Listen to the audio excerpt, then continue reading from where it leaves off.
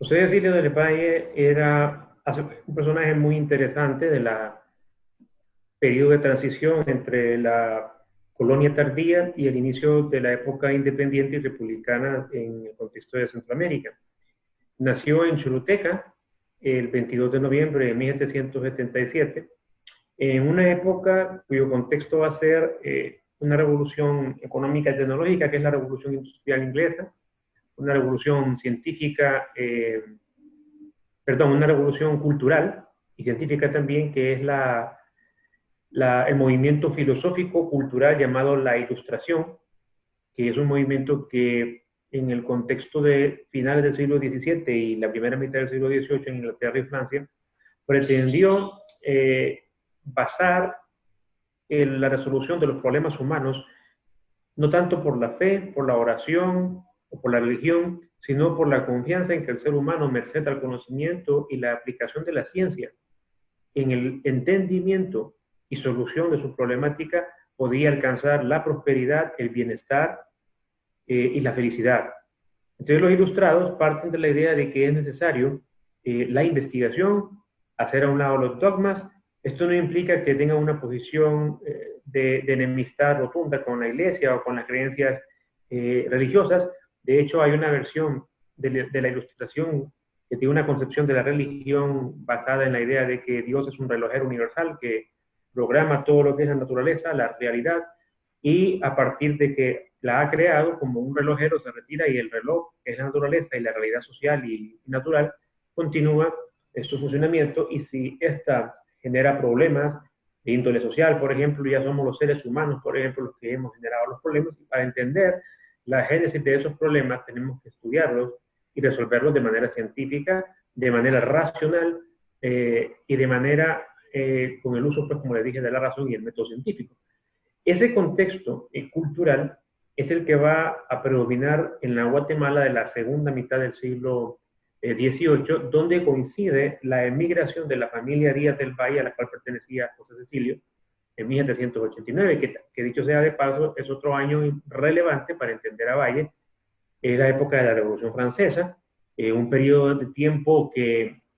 es de alguna manera una derivación de las ideas ilustradas en política que planteaban que el mejor sistema de gobierno posible era aquel que era representativo de los intereses generales de la nación, pero estos intereses generales no eran interpretados o no debían ser interpretados al capricho de un monarca, por ejemplo, de que dirige, que centralizaba los poderes, sino de un pacto social. De hecho, así se llama una de las obras de los grandes ilustrados franceses del siglo XVIII, el contrato social, que plantea que la soberanía no reside en una persona que llamaríamos rey o al antiguo monarca absoluto, sino en la nación, en el pueblo, en los ciudadanos. Estos ciudadanos se ponen de acuerdo en nombrar autoridades, pero esas autoridades van a responder a un pacto que en términos concretos expresa la existencia de una constitución, que plantea derechos, y en esa época pues, los fundamentales derechos eran los del ejercicio político, los derechos civiles, como por ejemplo el derecho a la vida, el debido proceso, la igualdad de todos ante la ley, y esto trastocaba y en sí era una revolución teórica en torno a lo que había fundamentado los antiguos regímenes llamados absolutistas que habían estado en boga en la Europa occidental entre el siglo XVI y el siglo XVIII, precisamente, cuyo uno de sus últimos regímenes representativos es el francés, que experimenta su quiebra a partir de la Revolución de 1789. Entonces, estos principios científicos, teóricos, estos avances tecnológicos con la invención de máquinas que automatizan la producción, que es, por cierto, un triunfo y un logro desde el desarrollo científico de la época, es el espíritu de contexto que recibe José Cecilio del Valle cuando a sus 13 o 14 años se muda a la ciudad de Guatemala y comienza a hacer estudios, primero de manera privada para aprender las lenguas que son fundamentales para acceder al conocimiento a través de los libros. Es decir, él va a aprender 4 lenguas, aparte de su lengua materna castellano, que son el latín. Hasta entonces, antes de que él ingrese a la Universidad de San Carlos, que era la única, pero también una de las más importantes de la Hispanoamérica de aquella época, se enseñaba las cátedras en latín, pero ya merced a la llegada de un fraile franciscano muy imbuido del espíritu de la Ilustración, que había estado en España, pero que era de origen costarricense, y que llega a rectorar la Pontificia Universidad de San Carlos,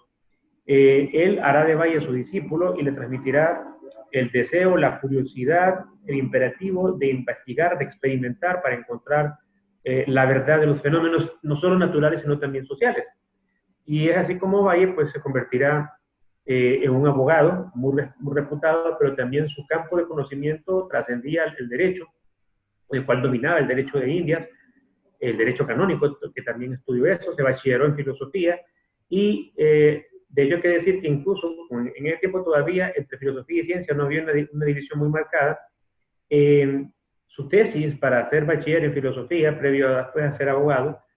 va a ser sobre los principios de la física, que entonces era la vanguardia del conocimiento, las teorías de la gravitación universal de Newton, de Isaac Newton, y hará también una presentación de una especie de tesina sobre la base de los experimentos del norteamericano y prócer de la independencia estadounidense, Benjamin Franklin, sobre la electricidad aplicada al pararrayos. Es decir, los intereses de Valle trascendían las humanidades, trascendía el derecho, que lo va a dominar muy bien, sino que también abrevaban en estas fuentes diversas del conocimiento humano, en este caso las ciencias naturales. Entonces Valle, con ese acervo, que obviamente no es casual porque Valle en lo que es la pirámide social colonial era un criollo, su abuelo era un andaluz que llegó a dedicarse al comercio y después a la ganadería a Choluteca en el año 1700, don Antonio Díaz del Valle, y su nieto, que va a ser el padre de Valle, casó con una prima hermana de él, con la autorización incluso de la iglesia, porque se justificaba en aquel entonces por no encontrar pares raciales, porque hay que recordar que es una sociedad racista y excluyente la que había en ese momento, que pudiera ser de la alcurnia y de homologado socialmente a él. Y entonces, Valle, hay que decirlo, es hijo de dos primos hermanos,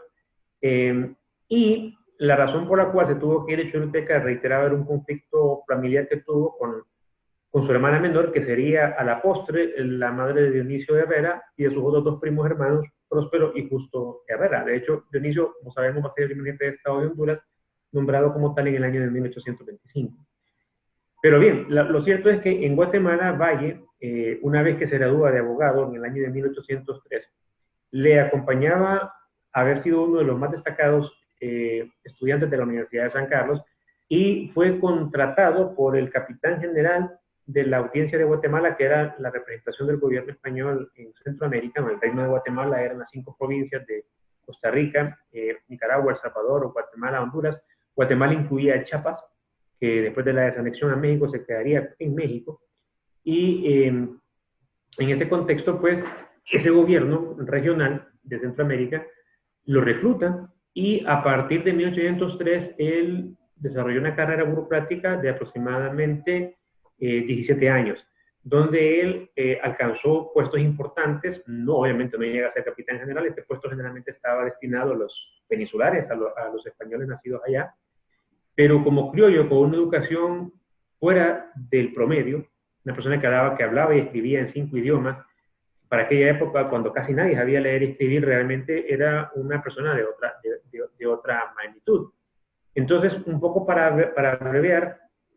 Valle fue pues una persona quizás de los más eruditos, creo que era la persona más ilustrada, con mayor vastedad de conocimientos de la Centroamérica de aquel tiempo, en el primer tercio del siglo XIX, y él va a cabalgar en la transición de lo que va a ser el fin de la colonia, en el contexto de una crisis severa del Imperio Español, por la invasión de Napoleón Bonaparte en 1808, y que no regresa el rey sino hasta 1814.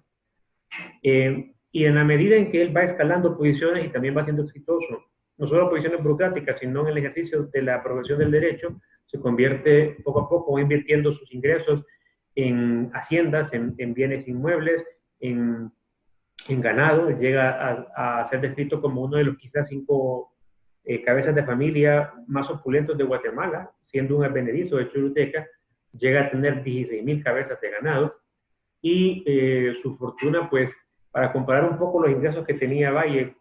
con la escala más humilde de la sociedad guatemalteca de entonces, imaginémonos que un jornalero, un peón agrícola, tenía un ingreso anual de 46 pesos, que le gustaba para vivir, ¿verdad? Humildemente, pero le gustaba para vivir. En el caso de José Silva del Valle, su ingreso anual,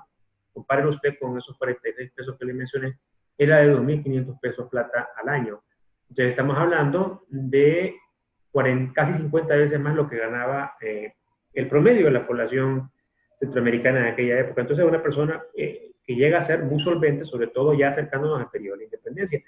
Es muy importante que lo mencione porque mucha gente ha criticado y atacado a Valle por la idea de que por haber sido en sus inicios funcionario, merced a su talento, no hay ninguna recomendación clientelar antojadiza, sino su talento, era envidiado por haber sido considerado por las altas autoridades centroamericanas para ser parte de la burocracia de Centroamérica. Ocupó puestos como censor de la Gaceta, que era el periódico de Guatemala, de fiscal de la audiencia, y finalmente antes de la independencia llegó a ser auditor de guerra, que equivalía a ser un juez de primera instancia para resolución de conflictos militares a los que se le dedicaba. Entonces, pero lo que quiero decir es que Valle hasta más o menos 1815-17, que tuvo una muy buena relación con las autoridades de la Capitanía General, sobre todo los capitanes generales José Bustamante y Guerra y el anterior Antonio González, fue muy leal a los intereses de la corona. De hecho, cuando se dan los movimientos insurreccionales en Sudamérica y algunos conatos tibios en Centroamérica, como en San Salvador el 5 de noviembre de 1811 y otro posterior en Granada y otro también en Guatemala, él manifiesta un poco de incomodidad y dice que en el contexto de la invasión napoleónica a España lo que convenía era la lealtad a la autoridad real y no la conflictividad que podía derivar en lo que para él había sido una experiencia muy negativa, el baño de sangre que había implicado la Revolución Francesa. Entonces, en ese sentido, esa postura de Valle, un poco conservadora, si le podemos llamar, a ese momento de la historia, es lo que ha quedado en la memoria de muchos de sus biógrafos, planteándolo como una persona permanentemente acomodada y entregada completamente a los intereses y para siempre de la corona española, lo cual solo es cierto en ese momento de la historia cuando su padre ya no era la persona opulenta y de hecho ya había fallecido y no le heredó fortuna, porque el padre de Valle, don Antonio, fracasó en los negocios, perdió sus bienes por hipoteca vencida de préstamos que no pudo pagar, le alcanzó para darle la mejor educación posible a José Edilio del Valle, pero no la alcanzó para heredarle, y sin embargo Valle, reitero, llega a ser en un plazo de 10, 15 años uno de los 5 hombres más ricos de Guatemala, pero sobre todo es por un asunto de talentos, de sus inversiones que hace, de su prestigio como abogado y también el reconocimiento que le da la corona a través de la audiencia como funcionario destacado a los intereses de la misma. Pero cuando José Edilio del Valle se acerca al periodo de la independencia y que incluso se desmarca de ser funcionario por 3 años de la corona, él ya no tiene una conciencia de español y comienza a darse cuenta de que sus intereses materiales, concretos, familiares, se ha casado con la hondureña María Josefa Valdero, llega a tener 3 hijos, el último de ellos es un varón llamado Bernardo Macabeo. Entonces sus hijos, él mismo, su familia, no los mira ya en España, porque en algún momento él quiso mirar a España por las enemistades y envidias que tenía las grandes familias ricas y añejas de Guatemala. Entonces él comienza a pensar desde mismo como americano, y por lo que él observaba de lo que estaba pasando en Sudamérica, en México, se da cuenta de que la independencia tarde o temprano va a ser un imperativo, y cuando se dan las circunstancias en 1821 que convencen a los principales líderes políticos y económicos americanos y criollos de la ciudad de Guatemala de la conveniencia de la misma, es que él asiste como auditor de guerra a la sesión que es convocada por el capitán general Gavino Gainza. También hay que decir que el recientemente conformado Estado mexicano independiente ha sido también un aliciente para el capitán general de darse cuenta de que la independencia va a ser inminente. Entonces se reúnen 3 bandos, un bando que quiere que la colonia siga, que no haya ruptura con España, que está dirigido entre otros por el arzobispo de la Iglesia Católica de Guatemala, el sacerdote Fray Ramón Casados y Torres, y otros predados y otros criollos. Hay otro sector más radical que plantea que la independencia sea declarada de inmediato, sin condición, y un sector intermedio entre los cuales está José Edilio del Valle, que plantea que sea una independencia provisoria en la medida de que no sea impuesto desde Guatemala a las provincias, sino que también las provincias tengan opinión y consensúen si estamos o no de acuerdo con la independencia. Entonces, Valle planteaba, y como a él le encomiendan por su talento y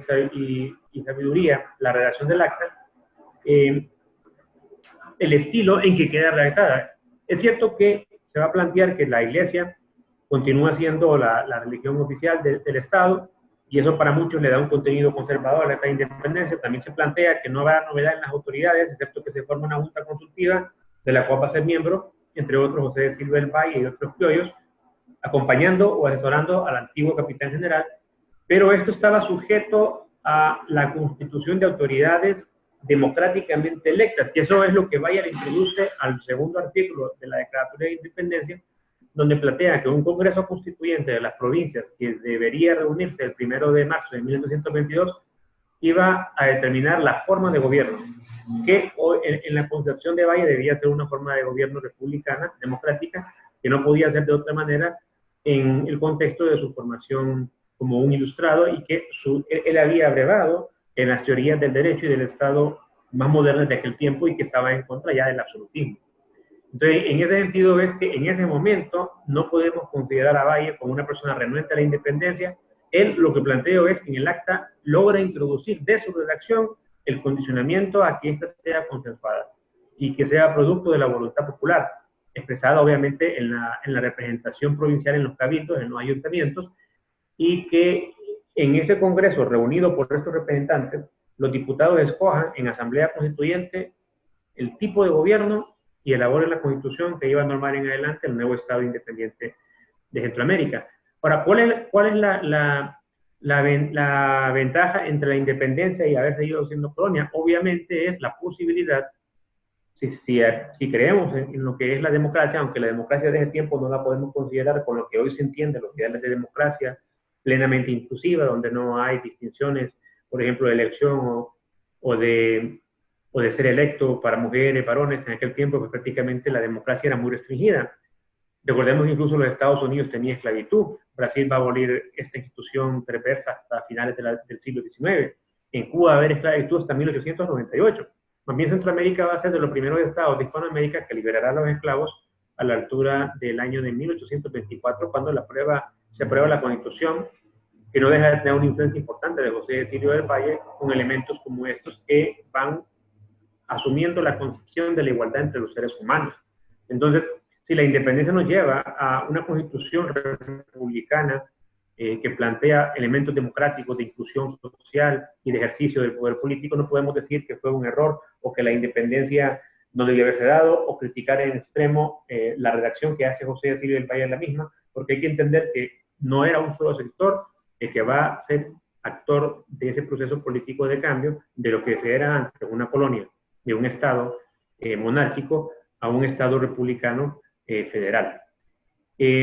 ¿Cuáles serían los aportes de José Cecilio del Valle a Centroamérica? Los aportes de José Cecilio del Valle a Centroamérica y a Honduras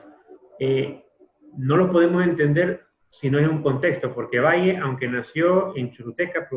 provincia colonial de España en Honduras, él no se asumía como choluteco, se asumía como centroamericano, y él siempre que se refería a Centroamérica, que obviamente incluía Honduras, se refería a ella como Guatemala, porque recuérdese que el nombre de la unidad administrativa que englobaba a los 5 estados centroamericanos se llamaba Reino de Guatemala o Capitanía General de Guatemala. Entonces, cuando él habla de Guatemala, él no está hablando del Estado de Guatemala, él está hablando de Centroamérica como unidad política. Y si vamos a hablar de aportes de Valle a Honduras, lo vamos a ver primero mediados en el contexto de la idea que él tiene de Centroamérica. En primer lugar, yo diría que uno de los aportes es haber abogado, haber influido en que Centroamérica, junto a otros, por supuesto que no era el único que pensaba así, pero va a ser de los que va a contribuir en que el orden político fuera republicano. Y cuando hablamos de un orden republicano, estamos hablando de un orden representativo democrático. Entonces, eso ya era un avance en la forma de ejercicio político a lo que había sido antes una monarquía absoluta. Por otro lado, él estaba convencido de que Centroamérica solo podía avanzar en la medida en que se igualaran las condiciones básicas de educación. Se sabía que había un tremendo analfabetismo, creo que el 90%, si no el 95% eran analfabetos. Sabía también de que había muy pocos profesionales. De hecho, su conocimiento era demasiado para aquella época en relación a sus contemporáneos. Ni siquiera las personas con que él compitió políticamente se acercaban mínimamente su talento, y eso lo lleva, si se quiere, un poco de pecado orgulloso, a asumir que quienes deben conducir o dominar la política de los estados como Centroamérica tenían que ser los más sabios. Pero eso no quiere decir que él le niega la posibilidad a otros actores políticos de llegarlo a hacer, pero para ello él considera que debe haber una transición de algunos años en que el Estado asuma la prioridad de masificar a través de un sistema de educación general para todos, no un sistema privado del cual él sí pudo hacerlo en su momento porque tenía los recursos, y llega a plantear en sus indios podrán, los hijos de África, se refiere a los negros, ser parte del gobierno de Centroamérica. Él llega a decir, habrá filósofos entre los indios,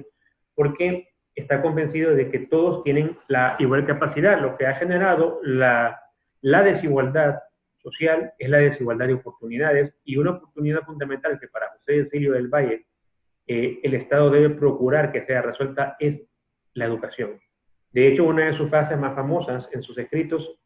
creo que en la memoria de la educación, que él, estando preso en México cuando se dio la anexión, escribió para luego ser admitido como académico de la Academia de Educación Elemental de París, mandó una especie de ponencia con la cual se le aceptó. Creo que concluye esta obra con esa famosa frase que está en los membretes de nuestra universidad, que la educación es la primera necesidad de la República. Eso va a ser un elemento permanente, y aunque Valle nunca ocupó posiciones permanentes ejecutivas, no llegó a ser presidente, fue 3 veces candidato. La primera vez, algunos plantean que fue objeto de un fraude en 1825, en 1830, legítimamente, merced a la popularidad que Morazán tiene después de haber derrotado una dictadura por la vía militar, pierde limpiamente contra él, pero la tercera vez que él gana, desafortunadamente, es víctima de muerte natural, de un infarto, no puede jamás llegar a ser presidente, y queda la gran duda de cómo hubiera sido Centroamérica si un hombre con los talentos, las capacidades de él, economista, naturalista, periodista, porque dirigió 3 periódicos en su vida, abogado, científico, que tanto hubiera cambiado Centroamérica, o por lo menos encarrilándose sólidamente en sus raíces a crear un Estado moderno, un Estado desarrollado, próspero. Algunos biógrafos de él han planteado de que 1825 hubiera sido el año crucial y mejor para Valle. Pero cuando se da la última elección en la cual él, antes de saber si había sido presidente, pero que luego se sabe, ya había muerto, se da, Centroamérica se encontraba en una situación muy convulsa, los estados no querían cooperar con sus ingresos para sostener la república, Morazán tiene que sofocar infinidad de revueltas, y en ese sentido, pues, los biógrafos más acreditados de él plantean que el mejor momento habría sido el anterior, y que en ese momento, aunque fracasa en su intento de mantener unida Centroamérica, Francisco Morazán era el que estaba mejor perfilado para procurar sostener una república en cuyos principios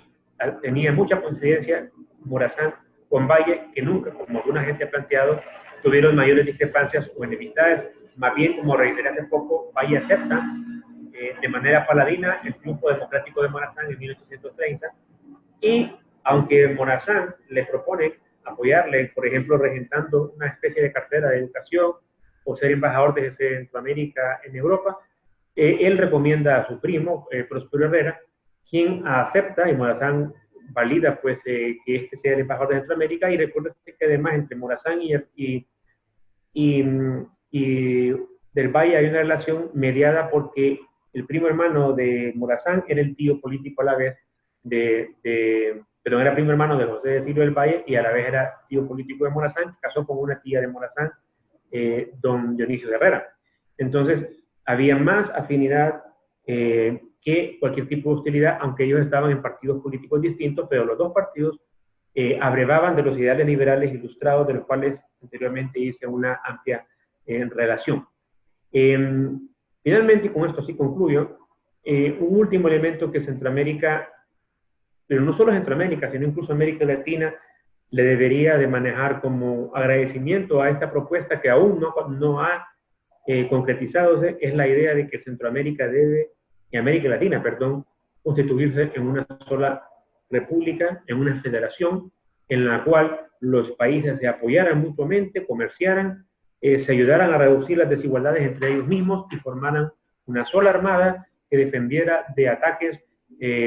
de enemistades externas y convirtieran a América Latina en una sociedad en un espacio territorial y político fuerte. Eso lo plantea en un ensayo que escribe en marzo de 1222, que se adelantó 4 años a las ideas de Simón Bolívar, que también intentó crear un cónclave y un congreso continental para la unidad de América Latina, y ese ensayo famoso se llama Soñaba el abad de San Pedro y yo también sé soñar, donde él plantea la base de lo que sería esa unidad continental de Hispanoamérica. Eso quizás también es otro importante aporte que él da y que todavía es una utopía lograrlo, pero está señalado, y hoy en día más que nunca, como unidad cultural, que compartimos una historia, que compartimos una problemática común, que tenemos inmensos recursos potenciales para convertirnos en quizás una de las zonas más ricas del mundo. Está todo esto pues por tomar las decisiones que en su momento señalaron como correctas personajes de la relevancia y talla de José Cecilio del Valle.